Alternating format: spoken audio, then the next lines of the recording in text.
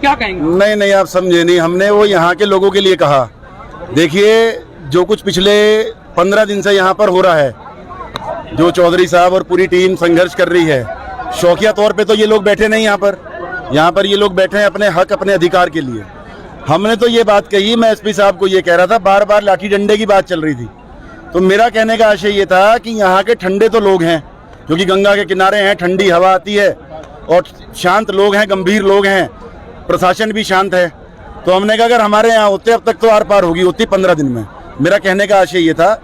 और रही बात गर्मा गर्माई की, देखिए मुझे जब इस मुद्दे की जानकारी मिली, तमाम लोगों के, हमारे साथियों के, या चौधरी साहब का फ़ोन गया और इन्होंने कहा कि इस तरीके से एक लड़ाई चल रही है, एक आंदोलन चल रहा है यहाँ पर, तो हम लोगों की एक नैतिक जिम्मेवारी बनती थी कि हम अपने लोगों से आकर बात करें, अपने लोगों को आकर समर्थन दें, क्योंकि ये इसमें लगभग सभी कहीं ना कहीं डायरेक्ट और इनडायरेक्ट तरीके से हम लोगों से जुड़े हुए हैं, क्योंकि उत्तराखंड और उत्तरांचल या क्या नाम है उत्तर प्रदेश अलग अलग तो नहीं है, एक ही थे कभी पहले।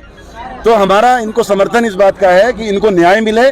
जो 3 लड़कों को हटाया गया है वो 3 लड़के वहाँ पर रहें, क्योंकि उनकी गलती सिर्फ ये है कि वो अपने संगठन के लिहाज से खड़े होकर अपने लोगों के लिए, अपने श्रमिक भाइयों के लिए लड़ाई लड़ने का काम किया उन्होंने, तो उसमें मैं नहीं समझता उनकी कोई गलती है। हमने तमाम लोगों से बात करने के बाद ही यहाँ आने का निर्णय लिया, जब हमें पता लगा कि इसमें मजदूर संगठन की कोई गलती नहीं है। मिल मालिक अगर, फैक्ट्री मालिक अगर एक तरफा अपनी मनमानी करेगा तो ये बताइए महंगाई बढ़ रही है, महंगाई बढ़ रही है नहीं बढ़ रही है? उनको भत्ता बढ़ना चाहिए, उनकी तनख्वाह बढ़नी चाहिए, तो उसमें कोई गलत मांग नहीं है।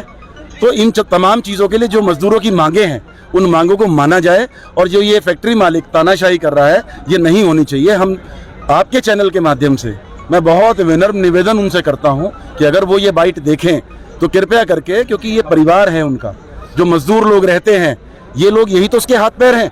क्या करेगा फैक्ट्री मालिक? लगा दे 10,000 करोड़ की फैक्ट्री, लगा दे 50,000 करोड़ की फैक्ट्री, लेकिन क्या ये संभव है 50 करोड़ की फैक्ट्री लगाने के बाद भी अगर उसमें मजदूर नहीं होंगे, अगर उसमें श्रमिक संगठन नहीं होगा, तो क्या वो कामयाब हो पाएगी फैक्ट्री? भाई, 1 दिन का वार्तालाप का समय दिया गया है, अगला कदम क्या? देखिए चौधरी साहब, बात कर सकते हैं, सरकार तो नहीं, मैं अब यहाँ से, मैं यहाँ से जाने के बाद हमारे जो सांसद महोदय हैं, मैं आदरणीय सांसद जी से बात करूंगा, यहाँ के क्षेत्रीय विधायक जी से बात करूंगा, और जरूरत पड़ी तो हम माननीय मुख्यमंत्री जी से भी इस मध्य बात करेंगे कि इसका समाधान जल्द निकलना चाहिए, क्योंकि हम लोग, हाँ टर्मिनेशन पे बात है तो उसके बिना कॉम्प्रोमाइज होगा नहीं। तो हम लोग हर तरीके से, क्योंकि देखिए सरकार का हिस्सा होने के नाते हमारी एक जिम्मेवारी बनती है कि हम सरकार के लोगों से बात कर और इसका समाधान निकालने का कष्ट करें। रही बात जो आपने कहा कि अगला कदम क्या होगा, चौधरी साहब यहाँ बैठे हैं, इन्हीं के आग्रह पे हम लोग यहाँ आए हैं, अपने भाइयों के लिए आए हैं। जो भी ये तय करेगा, जो भी ये मंच तय करेगा, जिस भी तरह की लड़ाई लड़ने की, पहली बात तो हमारा प्रयास ये रहेगा कि इसको हम कल तक खत्म कर दें। लेकिन अगर किसी कारण से कल को खत्म नहीं हो पाता, कोई भी हठधर्मी फैक्ट्री मालिक दिखाता है, तो उसके बाद जो आदेश चौधरी साहब करेंगे, जो आदेश संगठन के लोग करेंगे, जो आदेश हमारे श्रमिक बंधुओं का होगा, हम उस पर आगे चलने का काम करेंगे। और अगर, क्योंकि लाठी डंडे की वैसे नौबत नहीं है, हमें भी पता है, मैंने पुलिस का रवैया भी यहाँ देखा है, ऐसा नहीं है। अगर ये बहुत बड़ी चूक होगी, अगर पुलिस लाठी चलाती है